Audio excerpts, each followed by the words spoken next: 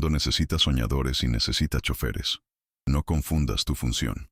La voz de Arthur Drummond era tranquila, casi paternal, lo que hacía que el desprecio fuera aún más cortante.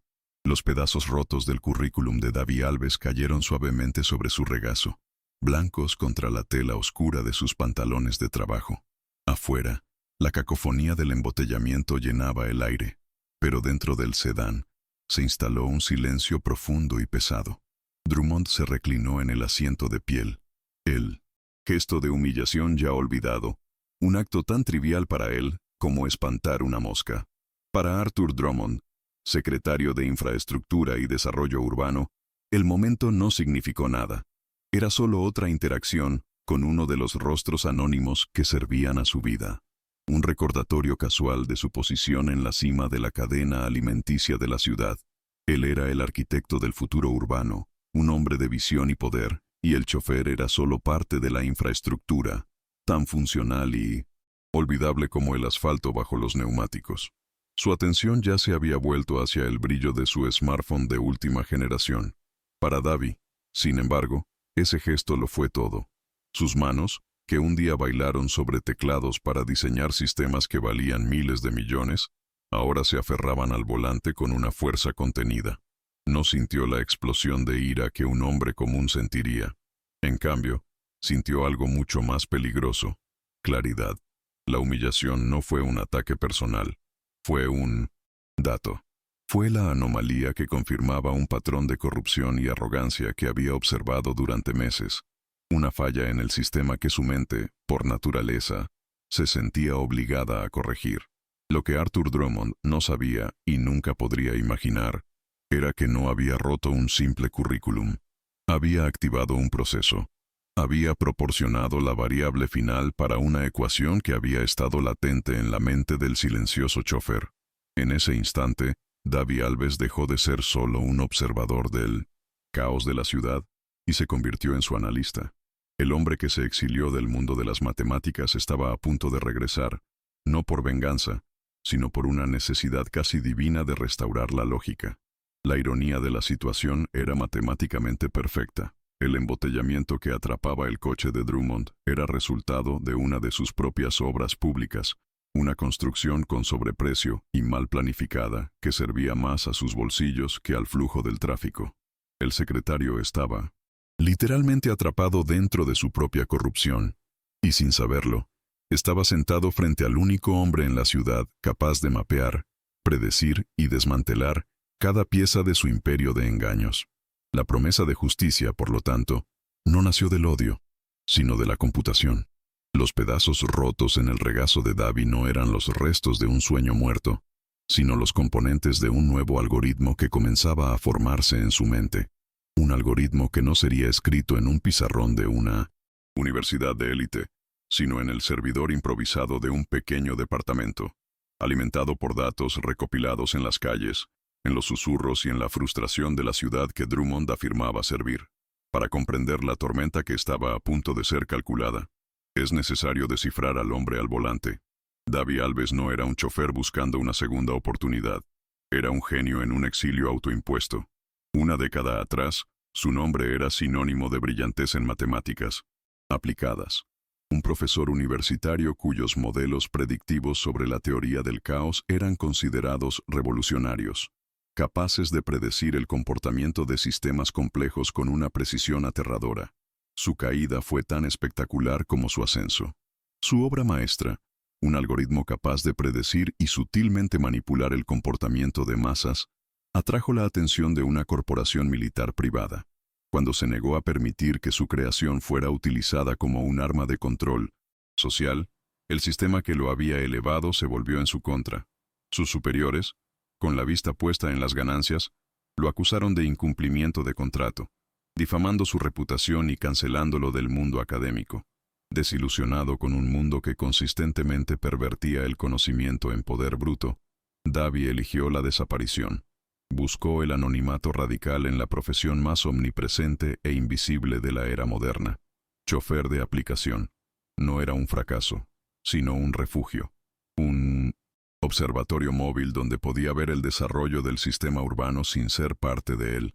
encontrando una paz ascética en los patrones de tráfico y en las conversaciones pasajeras.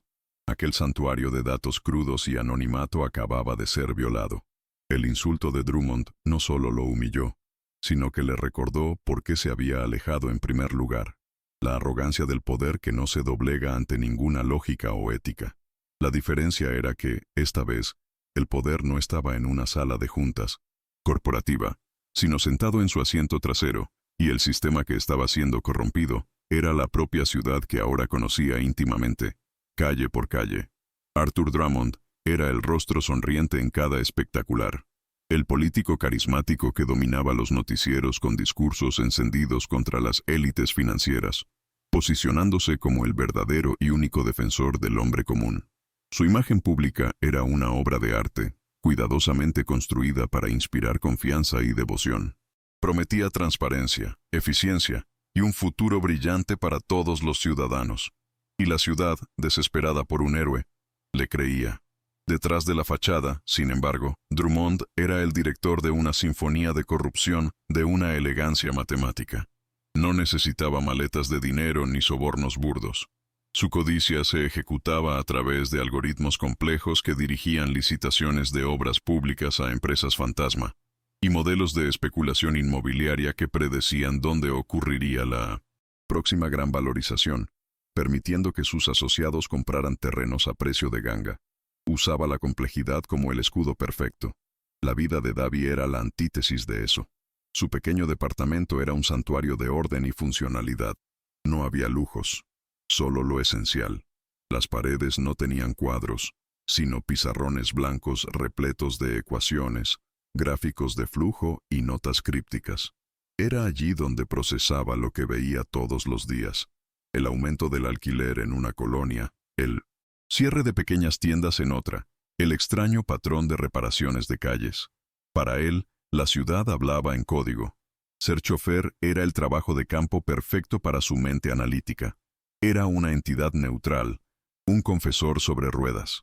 Los pasajeros hablaban libremente, quejándose de un nuevo viaducto que no llevaba a ninguna parte, de una estación de metro que parecía beneficiar solo a un nuevo condominio de lujo. Cada conversación, cada desvío, cada queja era un nuevo punto de datos siendo alimentado en su procesador mental, construyendo un mapa de la ciudad que ningún GPS oficial podría mostrar. Así, los dos hombres tenían una relación opuesta con la misma ciudad. Drummond la veía desde arriba, desde su oficina panorámica, como un tablero de juego para ser manipulado en su beneficio, un sistema a ser explotado.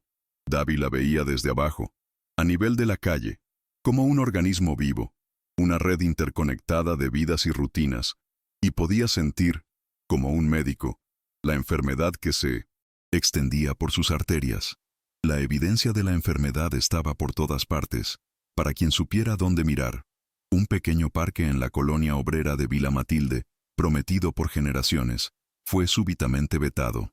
Meses después de que una oscura empresa llamada Urbecon hubiera adquirido silenciosamente los terrenos circundantes, el secretario Drummond anunció un nuevo y audaz proyecto de desarrollo comercial para la zona, siendo aplaudido por la prensa por su visión de 1900 futuro. El aislamiento de Davy, que antes era una fuente de paz, ahora se revelaba como su mayor ventaja estratégica. No tenía una reputación que perder, ni colegas que lo traicionaran, ni familia que pudiera ser amenazada. Era una variable desconocida, un fantasma en la máquina. Su existencia estaba fuera del sistema de Drummond, y por lo tanto era la única persona que podía analizarlo objetivamente, sin miedo y sin prejuicios. Era un adversario que Drummond ni siquiera sabía que existía. La vanidad de Drummond era su talón de Aquiles. Se enorgullecía inmensamente del ingenio de sus crímenes, creyendo que eran demasiado complejos para ser comprendidos por meros mortales, como auditores o periodistas. Se veía a sí mismo como un intelectual, un genio incomprendido de la gestión pública, y no un simple ladrón. Esa arrogancia lo cegó ante la posibilidad de que otra mente, aún más brillante, estuviera observando en las sombras. La colisión era, por lo tanto, inevitable e inminente. El incidente en el coche no fue un comienzo, sino el punto de ignición. Fue el momento en que el análisis pasivo de Davy se transformó en un proyecto activo. El sistema de corrupción de Drummond, que funcionaba como un algoritmo preciso para generar riqueza para sí mismo, estaba a punto de chocar con un contraalgoritmo, diseñado con un único propósito: encontrar la falla, explotar la vulnerabilidad y forzar un colapso total del sistema. Drummond había dicho que algunas personas nacieron para obedecer al GPS. Lo que el político carismático no comprendía era la belleza matemática de un GPS. Calcula la ruta más eficiente, desvía de obstáculos y recalcula en tiempo real. Davy Alves ya no solo seguiría la ruta, estaba a punto de convertirse en el sistema mismo, calculando el camino más rápido, no hacia un destino, sino hacia la caída de un tirano. Y la ruta, ya podía ver, sería devastadora. El sonido de la puerta cerrándose en el pequeño departamento de Davy no fue un portazo de ira, sino un clic suave y definitivo. Caminó hasta su escritorio, un mueble simple de madera, y con la precisión de un cirujano, depositó los fragmentos de su currículum sobre la superficie. No los veía como un insulto, sino como las piezas de un rompecabezas que el destino le había entregado. Cada borde rasgado era una conexión a ser analizada. Cada palabra impresa, un nudo en una red que ahora se sentía obligado a desentrañar completamente. Era un mapa hacia el corazón de las tinieblas. No se sentó de inmediato.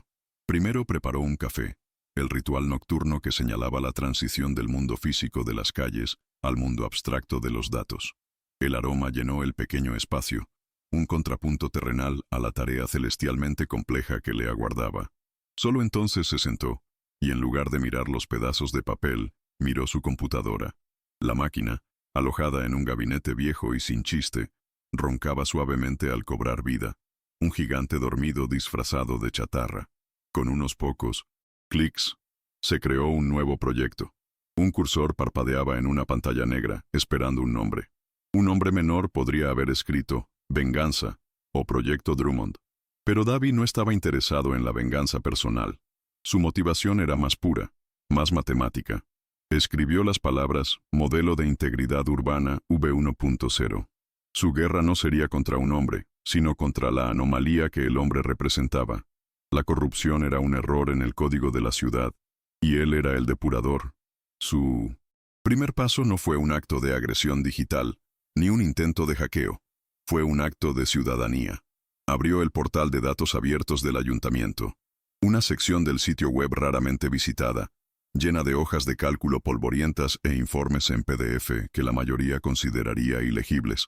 Para Davy, sin embargo, ese archivo público era una mina de oro. Era el registro oficial de las mentiras de Drummond, y estaba a punto de comenzar la auditoría que nadie jamás se atrevió a hacer. Mientras se descargaba la primera hoja de cálculo de licitaciones públicas, la pantalla de la computadora reflejaba el rostro tranquilo de Davy. El chofer invisible había desaparecido. En su lugar estaba el profesor Alves, el genio exiliado, el maestro de la teoría del caos, el hombre que veía patrones donde otros solo veían aleatoriedad. La humillación en el coche no lo había quebrado. Al contrario, le había dado un enfoque, un problema digno de su genialidad. Estaba de vuelta en su hábitat natural. No. Cientos de kilómetros en términos de estatus. Esa misma noche, Arthur Drummond era el sol alrededor del cual giraba un universo de aduladores. En un baile de caridad, bajo el brillo de candelabros de cristal, posaba para las fotos. Su sonrisa nunca vacilante. Cada apretón de manos era firme. Cada palabra era cuidadosamente elegida para transmitir humildad y fuerza.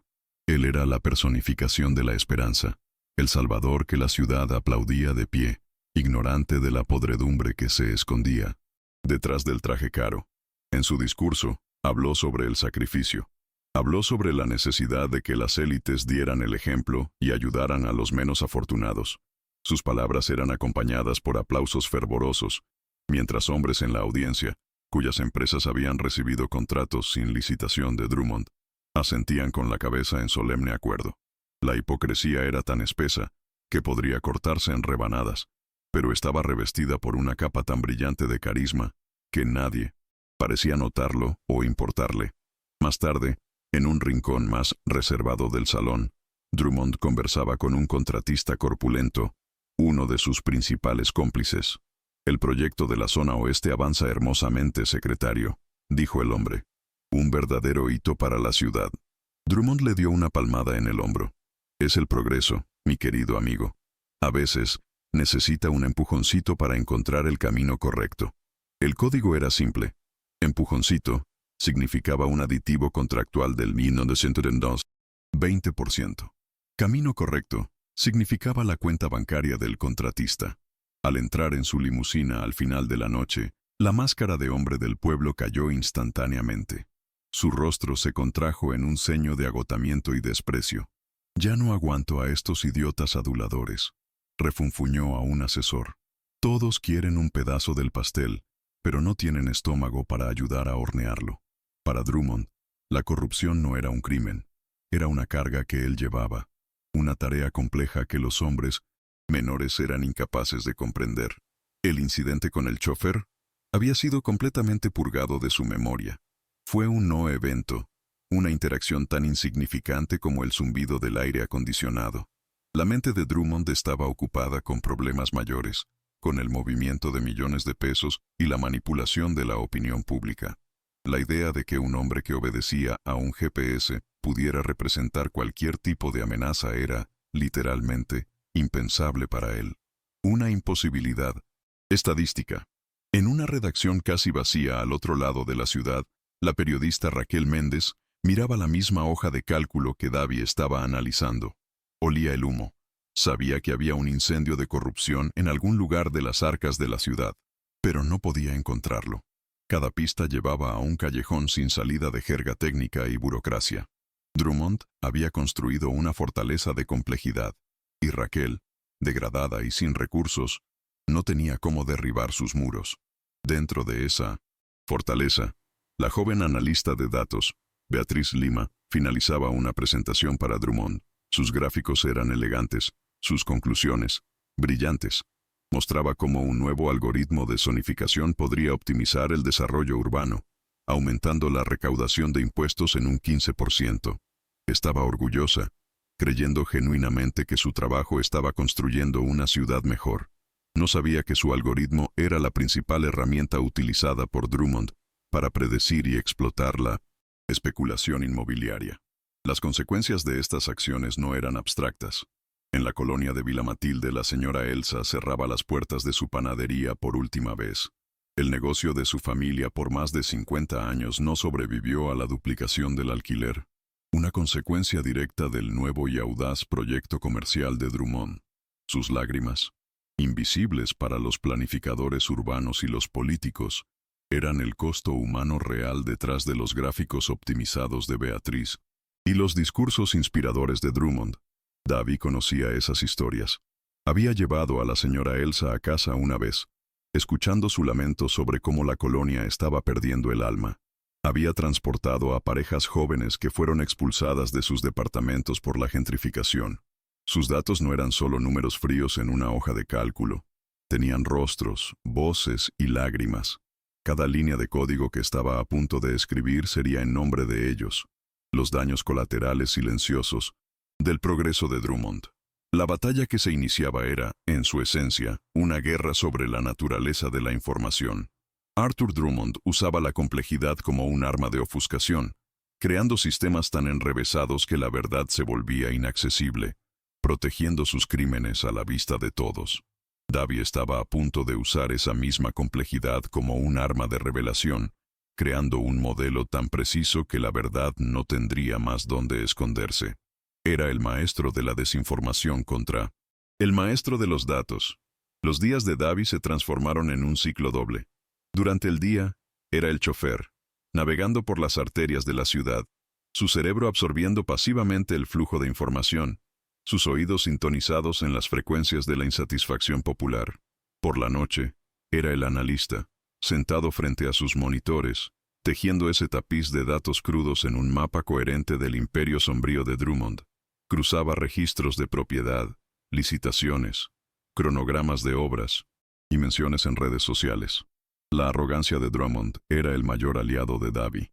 El secretario estaba tan seguro en su ciudadela de datos que su rastro de corrupción era, para un ojo entrenado, descuidado. Usaba las mismas empresas fantasma repetidamente, los mismos abogados, los mismos patrones de inversión. No creía que necesitara esconder sus rastros con más cuidado, pues estaba convencido de que nadie sería capaz de siquiera encontrarlos, y mucho menos seguirlos hasta el final. Lo que Davy no sabía aún era que Drummond estaba a punto de lanzar su proyecto más ambicioso. Un plan que no solo desviaría cientos de millones, sino que alteraría fundamentalmente la geografía social y económica de la ciudad para las próximas décadas. Un proyecto de tal magnitud que su ejecución requeriría un nivel de fraude y engaño que, si era expuesto, no solo arruinaría su carrera, sino que podría incitar una revuelta pública sin precedentes.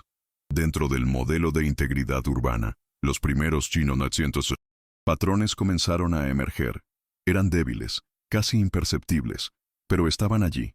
Una pequeña empresa de consultoría ambiental, siempre la misma, era contratada para aprobar estudios de impacto para todas las grandes obras de Urbecon.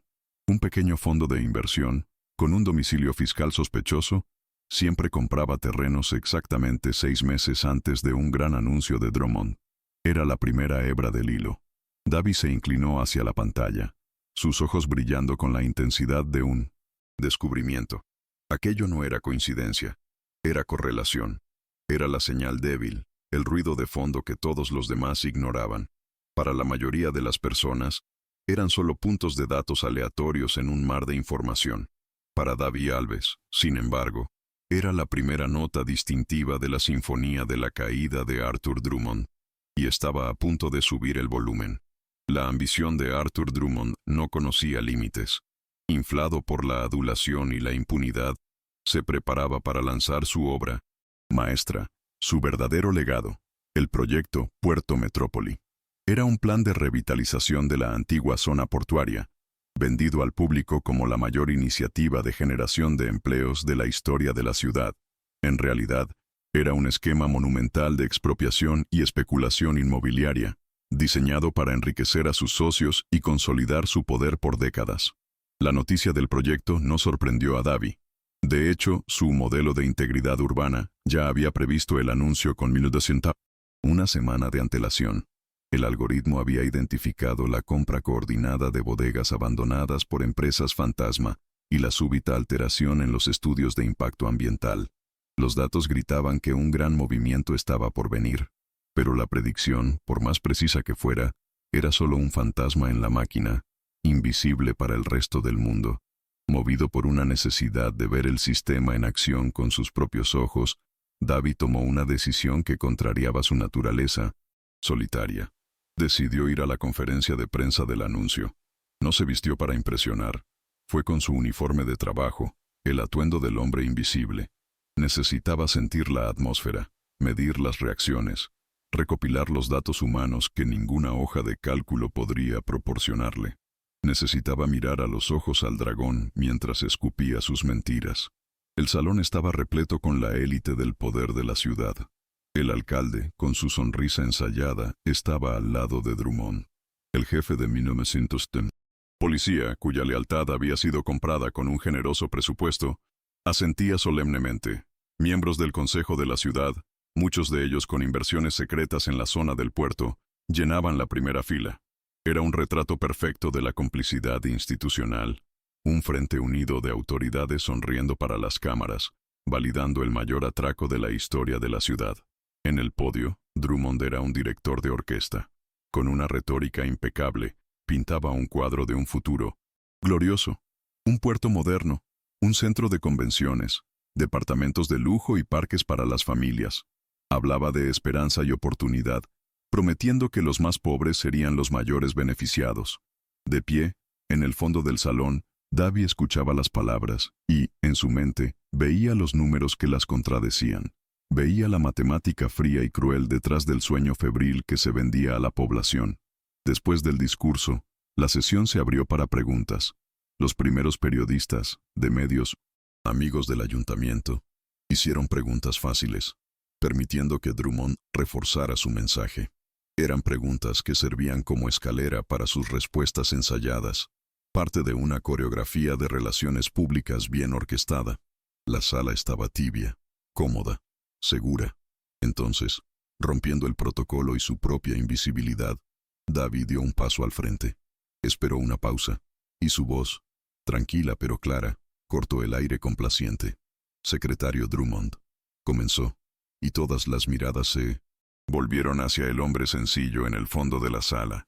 Con todo respeto, los propios datos públicos de la autoridad portuaria sobre el flujo logístico no parecen soportar la viabilidad de un proyecto de esta magnitud.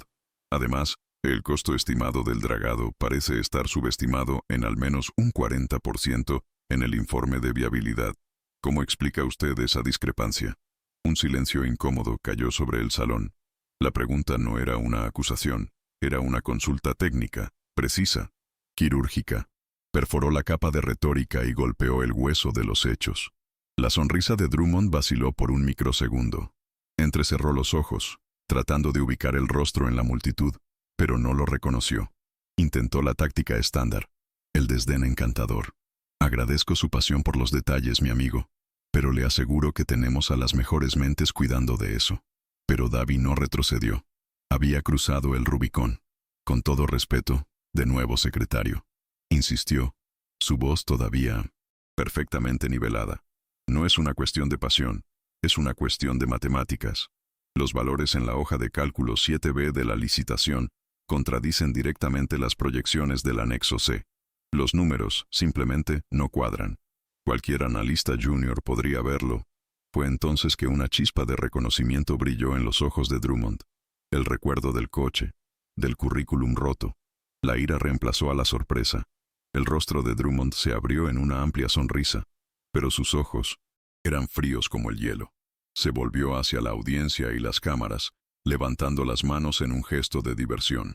Señoras y señores, qué ciudad tan maravillosa es la nuestra, comenzó, su voz goteando sarcasmo, donde hasta nuestros choferes de aplicación se convierten en expertos en ingeniería portuaria entre un viaje y otro. Risas nerviosas y cómplices ondularon por la primera fila. La crueldad de Drummond, ahora en plena exhibición pública, aumentó. Miró directamente a Davi, la sonrisa depredadora fija en su rostro. Realmente admiro su entusiasmo, pero tal vez usted debería dedicarse a calcular el cambio y la ruta más corta al aeropuerto. Deje el futuro de nuestra ciudad a las personas que, de hecho, entienden del tema y fueron elegidas para ello. La humillación era ahora un espectáculo. Luego hizo una seña discreta a los guardias de seguridad apostados a un lado del salón. Por favor, dijo, con una falsa preocupación en su voz, ayuden a este ciudadano a encontrar la salida. Parece un poco perdido y debe tener muchos pasajeros importantes esperándolo. Ninguna de las autoridades presentes, ni el alcalde, ni el jefe de policía, movió un músculo para intervenir. Sus rostros eran máscaras de neutralidad o, peor, de diversión contenida. Dos guardias se acercaron a Davi. No lo tocaron con violencia. El trato fue casi paternalista, lo que lo hacía todo aún más degradante. Vamos, amigo, por aquí, dijo uno de ellos, colocando una mano suave en su espalda. Davi no se resistió. No dijo una palabra más. Se dio la vuelta y caminó en silencio fuera del salón, pasando por filas de rostros que lo miraban con una mezcla de lástima, desprecio y alivio por no estar en su lugar. Las cámaras registraron su retirada silenciosa. Allí dentro, el incidente fue rápidamente olvidado. Drummond, con maestría, hizo una broma sobre la importancia del compromiso cívico y siguió adelante. Había transformado un desafío a su autoridad en una demostración de su poder. Había aplastado un insecto con un martillo de terciopelo, y su audiencia lo aplaudió por ello. Para ellos, el orden había sido restaurado. Un hombre común fue puesto de nuevo en su debido lugar. Afuera, parado en la acera, el ruido del tráfico sonaba diferente para Davi. Ya no era solo un flujo de datos. Era el sonido de una ciudad indiferente. La humillación no había sido solo contra él. Había sido una humillación a la lógica. Una agresión contra la noción misma de que los hechos deberían importar más que el poder. Quedó claro que el sistema no solo estaba roto, era inmune a la razón. Entró en su coche, el santuario que ahora parecía violado. Sacó su teléfono, pero no para aceptar un viaje. Abrió la aplicación que contenía su modelo. La predicción del anuncio del puerto era correcta. El análisis de los costos era correcto, pero el modelo carecía de una variable crucial que solo ahora podía cuantificar: el desprecio absoluto e ilimitado del poder por la verdad. Era el punto de no retorno. Ahora entendía, con la claridad de un axioma matemático, que tratar de razonar con Arthur Drummond era como tratar de debatir con un agujero negro. Era inútil. El sistema no sería corregido desde adentro. No respondería a la lógica o a la razón. Necesitaba ser atacado de una forma que no pudiera ignorar. Necesitaba ser expuesto. El tiempo para la observación pasiva había terminado. La fase de recolección de datos estaba completa. Davy se dio cuenta de que no podría ganar jugando con las reglas de Drummond. Necesitaba crear un nuevo tablero de juego. Uno donde la verdad no pudiera ser abucheada o expulsada por guardias de seguridad. Uno donde los datos hablaran más fuerte que los discursos. Abrió una aplicación de correo electrónico seguro y encriptado en su teléfono. Apareció una pantalla en blanco. Pensó por un momento, sus dedos flotando sobre el teclado virtual. Entonces, comenzó a escribir. El destinatario era una dirección de correo que había encontrado en los metadatos de un artículo antiguo. Una dirección perteneciente a Raquel Méndez. En el campo del asunto, escribió una pregunta simple pero poderosa. ¿Está buscando un incendio? En el cuerpo del correo, escribió solo una frase. Sé dónde comienza el humo. Y tengo las coordenadas. Hizo una pausa. Luego agregó la firma que se convertiría en la clave para desentrañar todo. La firma que lo protegería y definiría su nueva misión. Escribió una sola palabra. Cassandra. Luego, presionó enviar. En la redacción, silenciosa y olvidada del periódico La Voz de la Ciudad, Raquel Méndez miraba la pantalla de su computadora con el cinismo de una veterana de guerra. La bandeja de entrada de su correo era un cementerio de teorías de conspiración y denuncias anónimas sin fundamento, el refugio digital de los desilusionados y paranoicos de la ciudad. El correo con el asunto «Está buscando un incendio» y la firma Cassandra tenía todas las características de ser otro delirio más. Suspiró, con el dedo ya flotando sobre la tecla «borrar». Sin embargo, algo la hizo detenerse. A diferencia de los otros mensajes, este no era histérico. La prosa era corta, precisa, casi clínica. No había acusaciones grandiosas, solo una declaración de hecho y una oferta. La metáfora del humo y el incendio resonaba con la frustración que ella sentía desde hacía años, la sensación de que había un fuego de corrupción ardiendo bajo la ciudad, pero que solo conseguía ver la niebla. La curiosidad, una brasa casi extinta en 1909. Su corazón de periodista brilló débilmente. El cuerpo del correo contenía el anzuelo. No era una denuncia bombástica sobre Drummond, sino una predicción pequeña, específica y, crucialmente, verificable. Mañana, a las 14:00, la empresa Soluciones Terra Leteda hará la oferta de compra por el lote 3B en la calle del Puerto. El valor será de 1.2 millones de pesos, aproximadamente 12% por debajo de la evaluación de mercado. El registro de la transacción aparecerá en el sistema del registro mercantil alrededor de las 16:00. Era un detalle burocrático, mundano y completamente desinteresante para el público general. Para Raquel, sin embargo, esa especificidad era intrigante. Una filtración normalmente reportaría un hecho consumado, pero esto era diferente. Era un cronograma preciso de eventos futuros. En contra de todo su instinto, que gritaba que aquello era una pérdida de tiempo, decidió seguir el juego. Anotó los detalles en un post-it y lo pegó en el borde de su monitor. Era un tiro en la oscuridad. Pero la oscuridad era todo lo que había tenido en mucho tiempo. Al día siguiente, Raquel intentó trabajar, pero sus ojos se desviaban constantemente hacia el reloj y el post-it amarillo. Cada hora que pasaba, aumentaba su sensación de ridículo. Estaba persiguiendo la pista de un probable loco que se autodenominaba como la profetisa maldita de la mitología griega. A las 4 de la tarde, sintiéndose una tonta, abrió el sitio web del registro mercantil, con el corazón apesadumbrado por la certeza de la decepción. Como era de esperar, no había nada. Estaba a punto de cerrar la ventana del navegador, de maldecir su propia credulidad y de borrar el correo de Cassandra para siempre. Pero entonces, por puro hábito, apretó la tecla F5 para actualizar la página una última vez, y fue entonces cuando su mundo cambió. Un nuevo registro surgió en la parte superior de la lista, con la marca de tiempo de las 16:02. Empresa. Soluciones Terra Lita. Objeto. Adquisición de 1900. Inmueble. Lote 3B. Calle del Puerto.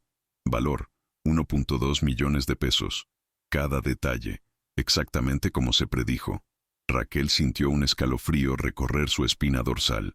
Sus dedos temblaban. Esto no era una filtración. Un informante le habría contado sobre el negocio después de que sucediera, tal vez con un documento como prueba. Pero nadie podría saber esos detalles con esa precisión de antemano. No era una fuente humana.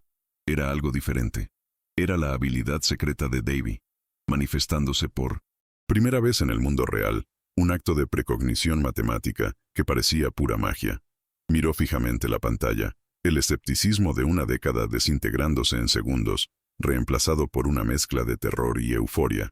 La pregunta ya no era, ¿quién es esta fuente?, sino ¿qué es esta fuente? Abrió el correo de Cassandra, con las manos aún temblorosas, y tecleó una respuesta de una sola palabra, la única pregunta que importaba en ese momento. Escribió, ¿cómo?, y presionó enviar, sintiendo que acababa de tocar a la puerta de un universo totalmente nuevo. A kilómetros de distancia, dentro de su coche, parado en una calle tranquila esperando la próxima llamada, Davy vio la notificación de la respuesta. La leyó, y por primera vez en mucho tiempo, una sonrisa pequeña y controlada se formó en sus labios. El anzuelo había sido mordido. El primer nudo de su red de información descentralizada había sido atado. Ya no era un hombre solo con un algoritmo. Ahora tenía una voz. No. Respondió a la pregunta de Raquel directamente. Revelar sus métodos sería un error. En cambio, enviaría más pruebas, construyendo la confianza a través de la demostración, no de la explicación. Envió una nueva predicción, esta vez un poco más significativa. La alteración de una cláusula de zonificación en una colonia residencial. Un cambio que beneficiaría directamente a una constructora perteneciente a un primo del jefe de gabinete de Drummond. Junto con la predicción, envió un corto mensaje. No filtro información, modelo el sistema. La codicia de ellos sigue patrones, y los patrones son predecibles. 2 días después, la predicción de Davy se concretó nuevamente, con la misma precisión aterradora. Raquel confirmó el cambio en el diario oficial y la conexión familiar del dueño de la constructora con una rápida investigación. Ahora entendía, no estaba tratando con un empleado descontento, sino con un tipo de oráculo moderno, un fantasma en los datos que podía ver el futuro de la corrupción de la ciudad. El poder que eso representaba era vertiginoso. La inversión de poder había comenzado. Raquel Méndez, la periodista relegada al sótano del periodismo, de repente poseía la llave de la historia más grande de la década. Su miedo inicial fue reemplazado por una oleada de adrenalina y un sentido de propósito que pensaba haber perdido para siempre. Ya no era una víctima del sistema. Estaba a punto de convertirse en su depredadora, armada con la verdad infalible de una fuente que nunca fallaba.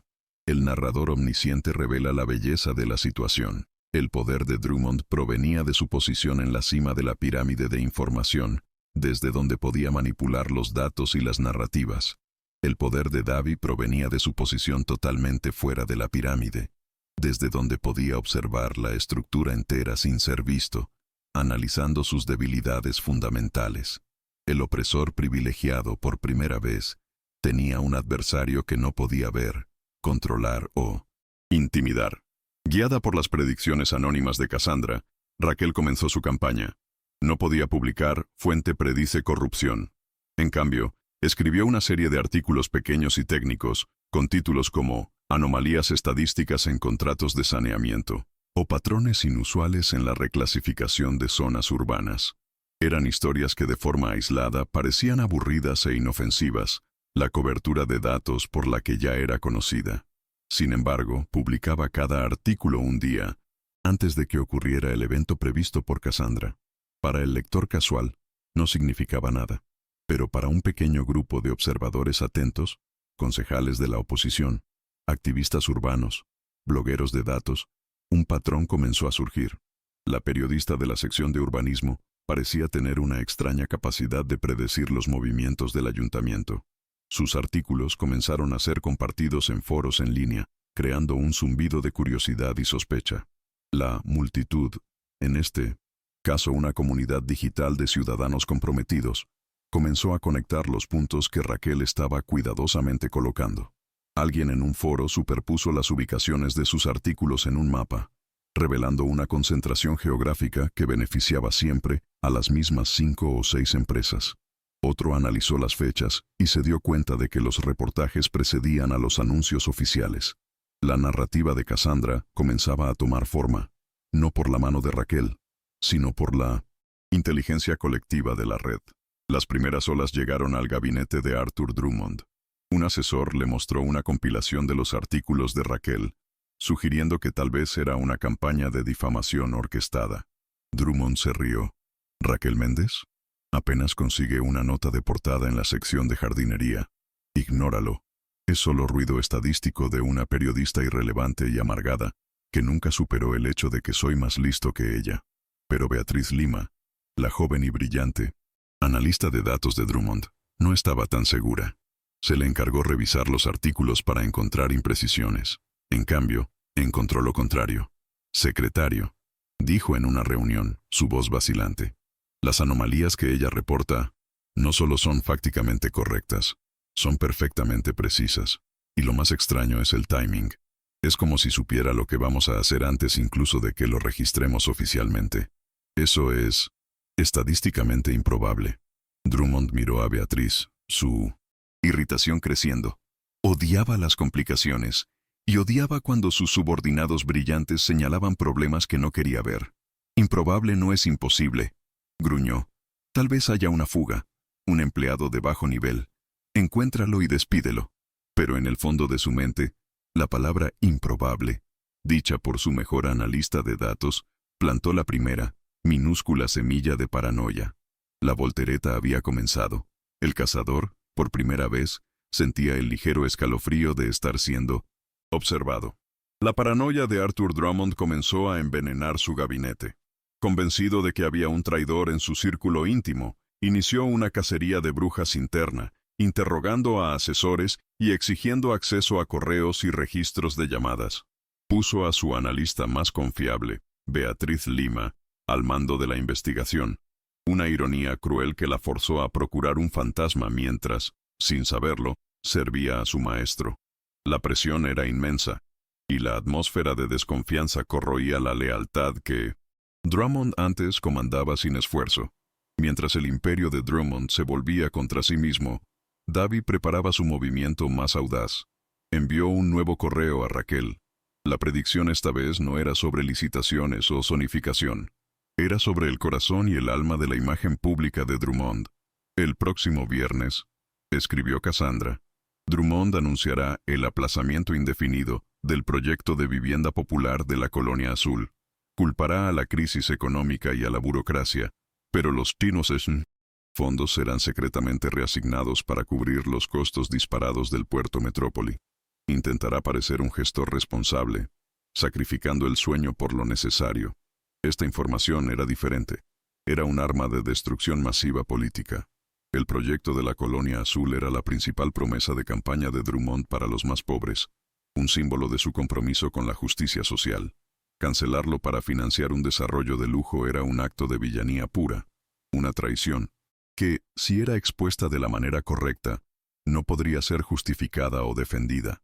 Era la hipocresía en su forma más desnuda y cruda. Raquel sintió el peso de esa información. Era la bala de plata que esperaba, pero también la más peligrosa de usar. Un movimiento en falso y podría ser destruida junto con su fuente. Siguiendo las instrucciones precisas de Cassandra, que incluían el día y la hora exactos del anuncio, comenzó a redactar el artículo más importante de su carrera. Ya no estaba solo, reportando hechos. Estaba preparando una trampa, usando la verdad como cebo. En su coche, entre un viaje y otro, Davy sentía la gravedad de sus acciones. Ya no era un observador pasivo, un analista distanciado. Con ese correo se había convertido en un interventor activo, manipulando el flujo de información para proteger a miles de familias que serían traicionadas. Su genialidad, antes usada para predecir el caos, ahora estaba siendo usada para crearlo. Un caos controlado y dirigido, diseñado para engullir al hombre que lo había humillado. En la mañana del viernes, el día de la conferencia de prensa de Drummond, el periódico de Raquel llegó a las calles y a Internet. El titular era una obra maestra de ambigüedad letal. Fuentes indican probable cancelación de proyecto de vivienda en la Colonia Azul. El artículo no afirmaba, pero sugería fuertemente, citando, análisis de patrones presupuestarios y fuentes internas preocupadas con la reasignación de fondos. Era la historia de 1900. Cassandra, vestida con la armadura del periodismo de investigación. La noticia explotó como una bomba. En pocas horas, las redes sociales estaban en llamas. Líderes comunitarios de la Colonia Azul, que por meses habían escuchado promesas vacías, vieron sus peores miedos impresos en letras grandes. La multitud, antes un concepto abstracto en los datos de Davi, ahora tenía un rostro. Eran madres, padres, trabajadores, que se sintieron traicionados y, por primera vez, tenían un aviso previo. Movidos por el artículo de Raquel y organizados a través de grupos de mensajes, hicieron lo impensable. Cientos de residentes de la Colonia Azul marcharon hasta el ayuntamiento, llegando 2 horas antes de la conferencia de prensa de Drummond. Llevaban pancartas con el titular de Raquel y gritaban consignas exigiendo respuestas. La trampa de Davi y Raquel estaba montada, y el cebo era la propia furia justa del pueblo. Arthur Drummond llegó al ayuntamiento y fue confrontado no por una prensa amigable, sino por una multitud enfurecida. Fue tomado totalmente por sorpresa. Sus asesores estaban en pánico. Estaba acorralado. Si procedía con el anuncio, confirmaría la noticia y se revelaría como el mentiroso que sacrificaba a los pobres. Si se retractaba, su proyecto del puerto Metrópoli, que dependía de ese dinero, entraría en colapso financiero. Su máscara de control comenzó a derretirse bajo el calor del odio popular. La conferencia de prensa comenzó en un clima de tensión extrema. Las cámaras de TV transmitían en vivo, mostrando la imagen dividida. Drummond en el podio, y afuera, los rostros de los manifestantes. Drummond intentó iniciar con su discurso ensayado, pero fue inmediatamente interrumpido. La primera pregunta vino de Raquel Méndez, que ahora estaba en el centro de atención, su voz firme y clara. Secretario, el pueblo de la Colonia Azul está allá afuera y exige una respuesta. ¿Va a confirmar o negar mi reportaje? ¿Sí o no? Atrapado bajo los reflectores, Drummond tartamudeó. Su habitual elocuencia lo abandonó. Intentó la táctica de siempre, atacar a la mensajera. Esto es un absurdo. Una pieza de ficción creada por una periodista desesperada por atención, bramó. Pero sus palabras sonaron huecas, vacías, ante la realidad de los manifestantes de afuera. La negación ya no era suficiente. El público había sido preparado por Cassandra. Esperaban la mentira. En ese momento crucial, Beatriz Lima, que observaba todo desde un rincón de la sala, sintió el peso de su complicidad. Vio los rostros en la TV, los mismos rostros cuyas vidas ella, sin saberlo, ayudó a desestabilizar con sus algoritmos. La verdad que había descubierto en su cacería de brujas interna se convirtió en una carga insoportable. En un acto de valentía que redefiniría su vida, caminó hacia uno de los micrófonos abiertos para la prensa. Es verdad. La voz de Beatriz, aunque temblorosa, resonó en el salón, silenciando a todos. Todas las cámaras se volvieron hacia ella. Lo que la periodista reportó es verdad. Yo misma creé el modelo de reasignación de fondos a petición del secretario Drummond. La justificación era optimización presupuestaria. La cancelación del proyecto de la Colonia Azul estaba en la agenda de esta conferencia. Los datos están en mi computadora. La traición no vino de un enemigo, sino de su más leal y brillante aliada. El caos fue instantáneo y absoluto. Los periodistas gritaban preguntas. Los flashes de las cámaras disparaban incesantemente. El rostro de Arthur Drummond pasó del rojo de la ira al blanco pálido del shock puro. Miraba a Beatriz como si fuera un fantasma, incapaz de procesar la magnitud de la traición. Su imperio de mentiras había sido derribado no por un adversario, sino por una confesión. La validación de la multitud fue un trueno. Afuera, la noticia de la confesión de Beatriz se extendió como fuego a través de los smartphones. Los gritos de protesta se transformaron en un rugido ensordecedor de victoria y justificación. El sonido invadió la sala de prensa. La banda sonora de la caída de Drummond. Era la voz del pueblo, la misma voz que él afirmaba representar, ahora celebrando su ruina. Los guardias de seguridad de Drummond intentaron acercarse a Beatriz, pero fueron bloqueados por un muro de periodistas y camarógrafos que la rodearon, protegiendo a su nueva y más valiosa fuente. Raquel Méndez permaneció en su lugar, observando la escena, no con triunfo, sino con la gravedad de quien entiende el poder de la verdad. La jerarquía de poder en esa sala se había invertido de forma permanente y violenta. A unas cuantas cuadras de distancia, en una pequeña cafetería, Davi Alves observaba todo en una TV vieja colgada en la pared. Veía las sonrisas y las lágrimas de alivio en los rostros de los residentes de la Colonia Azul. Bebía su café, un ciudadano anónimo en medio de otros. Su rostro no mostraba emoción, pero en sus ojos había la calma satisfacción de un matemático que ve una ecuación compleja resolverse perfectamente. Su modelo no solo predijo el sistema, lo rompió. Las últimas imágenes de la transmisión mostraban a Arthur Drummond siendo apresuradamente escoltado hacia afuera por una puerta lateral, su rostro una máscara de derrota abyecta. Su carrera, construida sobre una fundación de datos manipulados y carisma falso, se había evaporado en tiempo real, frente a toda la ciudad. La justicia, ese día, no fue ciega. Arthur Drummond, el hombre que se veía a sí mismo como un dios de la ciudad, el arquitecto de imperios de concreto y poder, fue desmantelado. Su caída no fue causada por un enemigo político o un escándalo financiero tradicional, sino por la irrefutable y elegante fuerza de la matemática. La verdad fue entregada con precisión quirúrgica en el momento exacto para causar la implosión del sistema.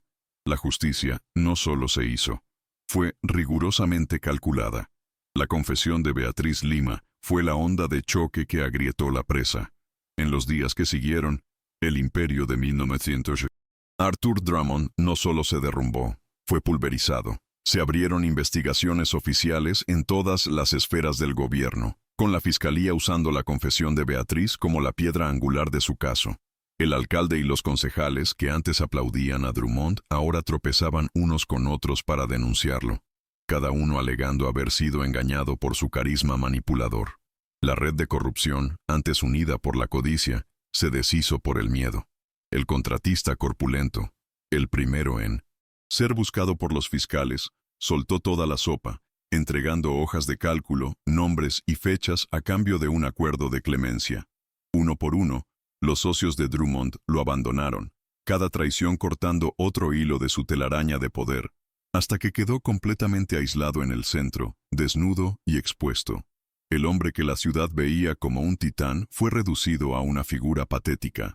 Despojado de sus títulos, abandonado por sus aliados y acosado implacablemente por la prensa, Drummond se encerró en su mansión. Las cámaras lo capturaron a través de las ventanas. Una figura sombría vagando por habitaciones vacías. El brillo carismático reemplazado por una mirada vacía de desesperación. Su dinero no podía comprar silencio, y su poder no podía borrar la vergüenza pública. Los verdaderos titiriteros, las antiguas familias de la élite industrial que patrocinaban a Drummond, actuaron con la eficiencia de un depredador. Cortaron todos los lazos con su peón públicamente arruinado, emitiendo comunicados de prensa condenando la corrupción y reafirmando su compromiso con la ética. Eran demasiado poderosos para caer con él, pero la pérdida de su principal operador fue un golpe severo, forzándolos a retroceder a las sombras y a reevaluar su estrategia de control. Beatriz Lima, por su parte, encontró su redención en la cooperación. Bajo protección policial, se convirtió en la testigo estrella de la fiscalía. Con su comprensión íntima de los sistemas de Drummond, fue la traductora que transformó algoritmos complejos en pruebas criminales irrefutables. No solo confesó su error, dedicó cada momento a desmantelar activamente la máquina que ayudó a construir, encontrando un nuevo propósito en la restauración de la justicia. Un nuevo orden moral comenzó a asentarse sobre la ciudad. Raquel Méndez, la periodista antes desacreditada, se convirtió en una heroína de la prensa libre. Su serie de reportajes, Los archivos de Cassandra, ganó el mayor premio de periodismo del país. El periódico, dándose cuenta de su valor, le dio su propia unidad de investigación, con recursos para continuar fiscalizando al poder. Nunca más recibió un correo de Cassandra. La fuente desapareció tan misteriosamente como surgió. El infame proyecto del Puerto Metrópoli fue oficialmente cancelado. En una ceremonia televisada, el nuevo alcalde interino firmó la orden que reasignaba todos los fondos recuperados para la construcción acelerada del proyecto de vivienda de la Colonia Azul. La victoria no fue solo simbólica, era concreta. Se construirían casas, y las vidas que Drummond estaba dispuesto a sacrificar fueron protegidas. La justicia tuvo un resultado tangible. La repercusión del escándalo llevó a un cambio sistémico. En respuesta a una presión pública abrumadora, el Consejo Municipal aprobó por unanimidad una nueva legislación de transparencia, rápidamente apodada la Ley Cassandra. La ley exigía que todos los datos de contratos y finanzas públicas fueran publicados en 1900 en tiempo real, en formatos abiertos y de fácil análisis.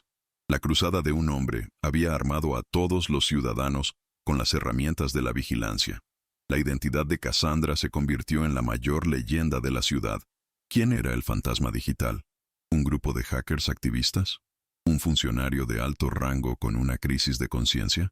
Algunos incluso teorizaban que era una inteligencia artificial creada para auditar al gobierno. El completo anonimato de Davi hizo a su alter ego aún más poderoso. Cassandra no era una persona, era una idea. La idea de que la verdad, con suficientes datos, siempre sale a la luz. Davi Alves fue testigo de toda esta transformación desde el asiento de su coche. Veía las grúas levantándose en la Colonia Azul. Leía las columnas premiadas de Raquel en su tableta entre viajes. Veía el logotipo de la Ley Cassandra en los sitios web del gobierno. No sentía euforia, sino un profundo y silencioso sentimiento de equilibrio restaurado. El sistema caótico había sido forzado a encontrar un nuevo punto de estabilidad, uno más lógico y justo que el anterior. El antiguo rival académico de Davi, el Dr. Barros, el hombre que ayudó a sabotear su carrera, fue invitado a un programa de noticias como experto para comentar el caso. Con una deliciosa ironía, Barros elogió a la mente detrás de Cassandra. La elegancia matemática es innegable, dijo a la cámara. El análisis predictivo, la precisión, es el trabajo de un genio, de una mente que solo aparece una vez por generación. Estaba, sin saberlo, elogiando al hombre que había intentado borrar de la historia. Los peones del tablero de Drummond cayeron uno por uno. Ejecutivos de constructoras fueron procesados. Empresas fantasma fueron multadas hasta la bancarrota y abogados cómplices perdieron sus licencias. La fiscalía, armada con el mapa del tesoro proporcionado por Beatriz, desmanteló la red metódicamente, asegurando que la enfermedad fuera extirpada de raíz, no solo de su rostro público. El destino de Arthur Drummond fue sellado en un juicio que capturó la atención de toda la nación. Fue condenado por una larga lista de delitos, desde fraude hasta conspiración y abuso de confianza pública. La sentencia fue ejemplar, un mensaje claro a la clase política de que la impunidad ya no estaba garantizada. La imagen final de Drummond fue la de un hombre con los hombros caídos, siendo llevado con esposas, su rostro ya no el de un líder carismático, sino simplemente el de un criminal condenado. Las familias de la élite, los patrocinadores, permanecieron intactas, pero no ilesas. Perdieron su principal activo político y se vieron forzadas a operar en un ambiente mucho más hostil y transparente.